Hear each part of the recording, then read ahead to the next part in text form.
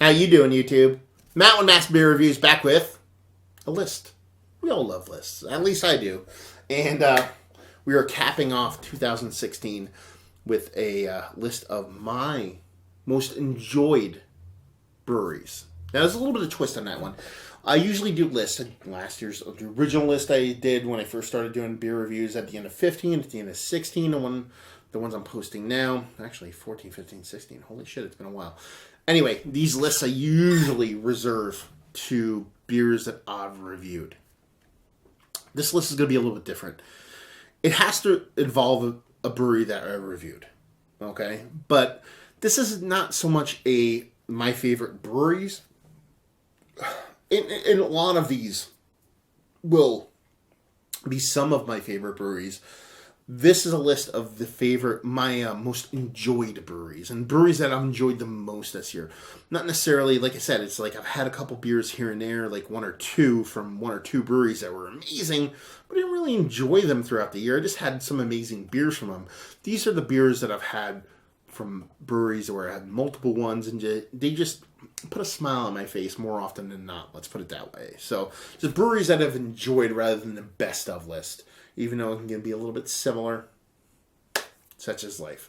It's my world. You're living in it. Let's get to it. Number 10, Forest and Maine. I think I only posted one review of theirs this year, but I've gone to the brewery a couple times. It's right outside Philly, and they just make the shit that I like. They basically make English and Belgian influenced ales, but they do it in new school twists, and they do it a lot with like in-house stuff with like. You can't get outside because they don't do really much canning, a little bit of bottling, a little bit of crowlers and growlers and stuff like that. But they do a lot of like hand pump pull nitro stuff in-house. And even though I haven't gone there a ton, every time I've gone there, all their beers have been stellar. So I've enjoyed the crap out of their beers all year long. So I had to include them on the list. Number 9, Finback. I've been sent some of their beers. I went and got some of their beers. I've been given some of their beers. Just everything from their lighter stuff. And they've had some ones that I was not a big fan of. Let's put it, there's a couple that are no, not that good. But on their BQE, or a lot of their, some of their IPAs, certain oscillations and stuff like that have really done it for me. So I had to put them on the list because I've had quite a few of them, and I've really enjoyed them in the brewery from top to bottom. So, yeah. Absolutely fantastic brewery up in the Queens area in New York. Kind of hard to get to, not easy with public transportation, but if you can get there, definitely check them out. 8, Soul Brewing. Local guys. Semi-local guys making good. They had to make the list. I've drank their beers ad nauseum this year. The head brewer is a super nice dude. Makes all kinds of beers from saisons to barley wines to double IPAs, imperial IPAs, basic IPAs, sours. All kinds of stuff. And all the beers are really delicious. So I had to put them on the list just because of how much I've enjoyed their beers throughout the whole year. And this is kind of like a year for him, a year change for him. He was making like 6-packs and 4-packs of like, I don't want to say simpler beers, but his business model was different. He was to market in a distribution way with cases of beer. And he switched more to a self-release model. And that, I believe, happened in January in 2016. So this whole year is different for him. And it's kind of fun to be there for the whole ride. 7, Single Cut.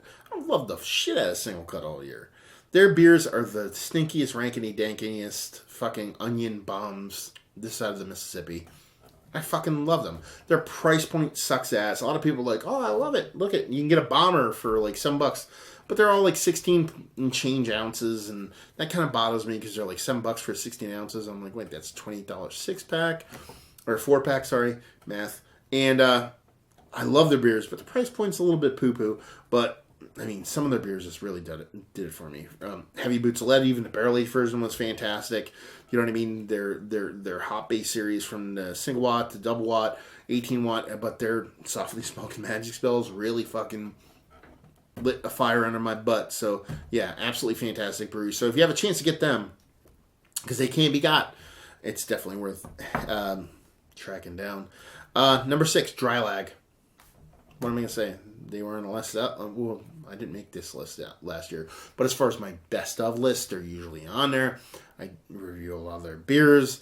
I went down and reviewed the brewer and owner, Dennis. So, I mean, if you guys watch a lot of my reviews, you've seen a lot of dry lag. And for good reason, because I love their beers. Wild, funky, fermented, wild fermented beers that I am a huge fan of. So if you're into the Belgian beers, you're into the funky beers, definitely a brewery to seek out. Number 5, Omnipolo. It was a tough one to put on the list because I wanted to put them on there, but I had a little bit of a hesitation because their price point is horrific.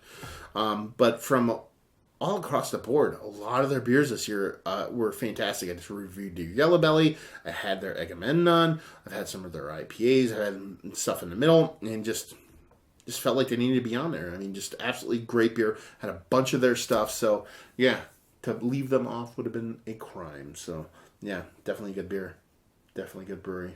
Just I'm going over breweries, not beers. Anyway, number 4, a brewery you have heard of ad nauseum, Rushing Duck.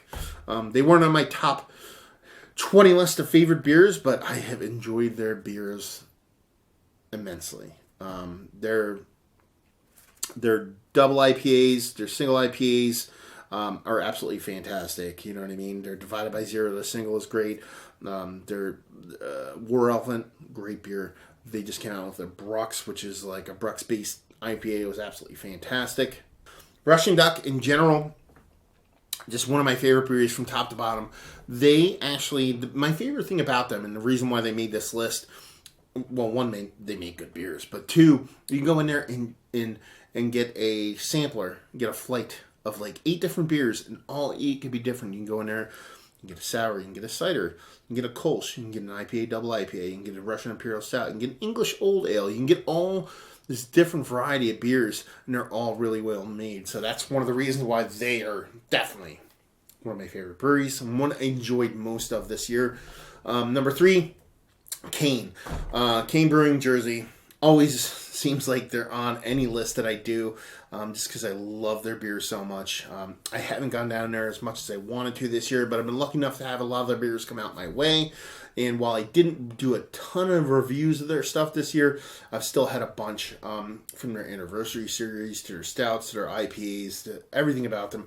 Their beers across the board are absolutely fantastic. So it's a brewery that I've gone to all ends to enjoy all year long, and hopefully you guys out there actually have access to them. I know they're starting to do a lot of canned stuff and a lot of bottle stuff, so if you can get any of their stuff, from hop forward offerings to malt forward stuff, you should definitely give it a whirl, because it's just a great freaking brewery.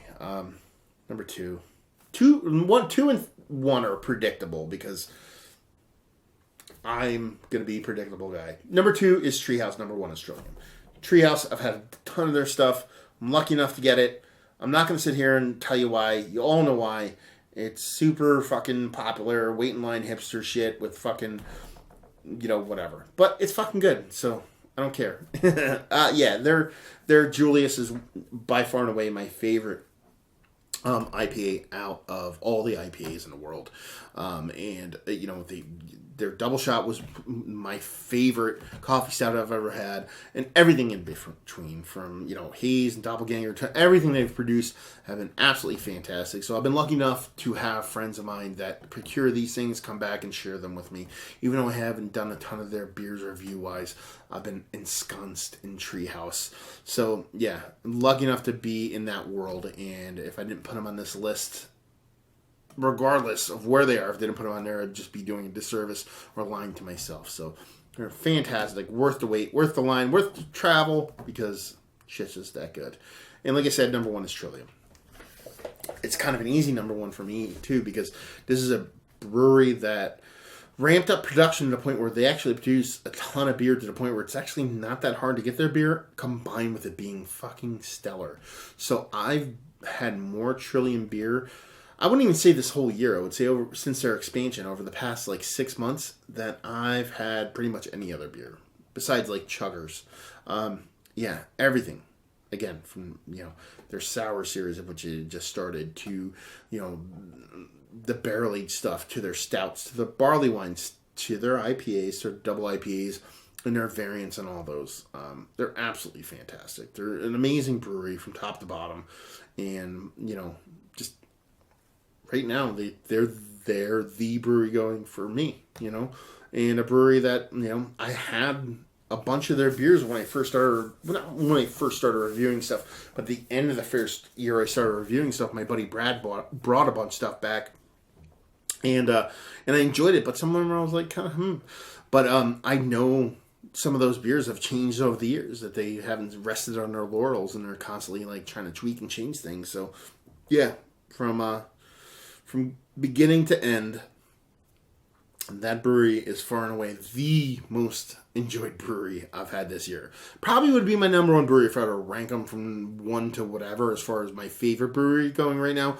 But like I said, this is all about enjoyment, and they were definitely number one on that list. So yeah, top-notch shit all around. Some small stuff, some exclusive stuff, and some stuff people can get, you know what I mean, if they really want to. Do you know what I mean? Because, I mean, looking at the list here, you know what I mean, single cut people should be able to get, dry lag people should be able to get, you know what I mean, Omnipolo people should be able to get, things like that. So it's a little bit, a little bit of home brewing going on there as far as, like, what's what. But that, as far as enjoyment goes, local is usually better. So hopefully you guys enjoyed this year of beer.